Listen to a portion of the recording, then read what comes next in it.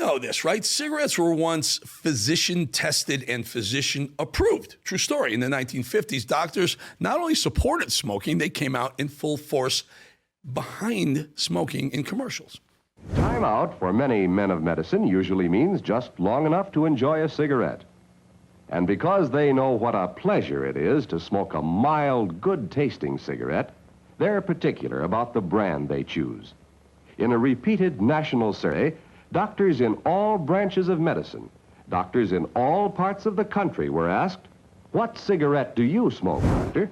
Seems odd, right? Seems really weird to watch that, but really fascinating because once upon a time, doctors came out and supported the big tobacco. You never thought of that, right? They did it as long as they could because once irrefutable, undeniable evidence came out that showed just how unhealthy smoking really was, that cigarettes cause serious irreversible damage to the heart and lungs, they could no longer support the industry. Sure, it didn't really stop people from smoking. They did so at their own risk, despite the fact that the Surgeon General warned them against doing so.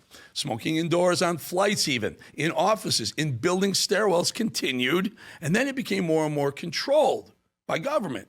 Smoking became relegated to small areas in restaurants, and then no smoking indoors at all. And we all lived through that. But the point is, before we knew about the dangers smoking imposed on our health, it was not only the norm, but doctors fully supported smoking on national television and in newspapers all over the country, all over the world, really.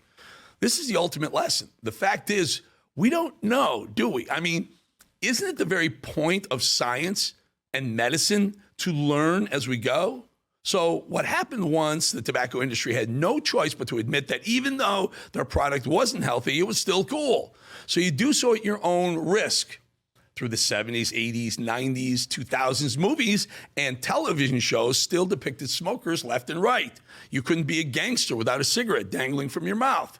Any moody conversation had plumes of smoke around the actors' faces. But now, it's an undeniable fact. If you smoke, you're more than likely going to shorten your own life and certainly the quality of it. So what happened? You take away tobacco as a guilt-free pleasure. What's next? Where can we find our profits? Said the doctors and the corporations. Something people can't live without. What is it? Food. After all, we can't survive without food. And it's best to make it as affordable as possible, right? Doesn't matter how, though. Does it or did it? But what if we make it addictive? What if we made food addictive? What if we can help corporations make a ton of money off of food that's both easy to make and Americans can't live without it? It's kind of like cigarettes. It's kind of brilliant what happened next. That is, if profit is your only interest to the detriment of mankind, they managed to completely restructure how Americans think of food. Adding sugar left and right, processed addictive chemicals. We used to eat real food. We used to eat meat, cheese, eggs, milk, butter, fruit, vegetables. Americans were thinner. We were healthier. We lived longer. There was room for improvement. There's always room for improvement. Oh, too much butter is bad for you. Got it. Too much of anything is bad for you. Okay, but what happened next was positively sinister. And we're allowed to question it as the truth becomes clearer. Sugar, carbs, processed corn syrup, soy, artificial color, flavoring. When and why did all this become okay to serve and sell to the American people? Well, it did, changing the way we think about food, processed seed oils, corn, soy. The moral of the story is this. We weren't even able to question it because the ingredients were found in everything real fast. Everything Americans wanted, everything we could afford, cereal, bread, sauces, so-called nutrition bars were full of sugar and unnatural ingredients. No one else in the world eats the way we do.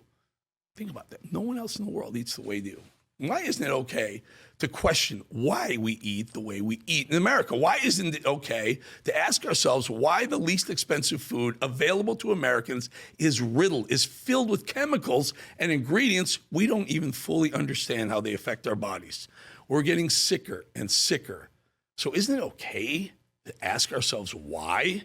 We should be allowed to question the state of our food supply, shouldn't we? We should be allowed to question the drugs we are told to put into our bodies, because a lot of times these things act like drugs. We should be allowed to question the status quo. That is what RFK Jr. is saying. That is at the core of what RFK is saying and doing. And yet the media, our agencies, they're freaking out. President Trump picked RFK Jr. to be his health secretary, and the media lost their minds. The leftists lost their minds. They're positioning RFK as a danger to the country. Sound familiar? Because that's what they always say when someone comes along, a disruptor, and threatens the status quo. Look at Trump. And you always have to ask yourself this: why? Why are they so threatened? Why are they so triggered? What exactly is making all these people so nervous? Well, for one thing, there's an ongoing disinformation campaign. The left's favorite word. Anyway, it's being spread about what RFK is actually talking about and proposing. So let's get into it a little bit. So what does RFK want to do? Well, he wants to address corruption in our healthcare and corruption in our government health agencies. Sounds good to me. I don't know about you. Fine, let's do it. First time someone just decided to do it on a high level.